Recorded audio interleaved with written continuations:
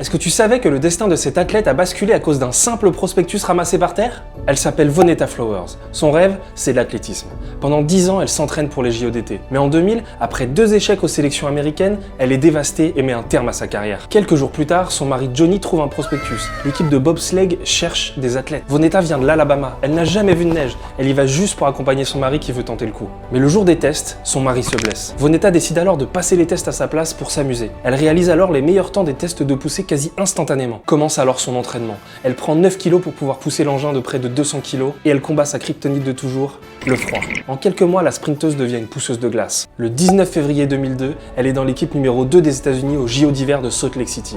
Les Allemandes sont favorites, mais avec sa pilote Jill Bacon, elle réalise la course parfaite et obtiennent l'or. En remportant l'or, elles ont signé le premier titre olympique de l'histoire du bobsleigh féminin. Elles ont aussi offert aux États-Unis la première médaille en bobsleigh depuis près de 46 ans. Ce jour-là, Vonetta Flowers devient aussi la première personne noire de l'histoire à remporter une médaille d'or aux JO d'hiver. Alors la prochaine fois que vous voyez un prospectus traîner, lisez-le. Ce sera peut-être le début de votre légende.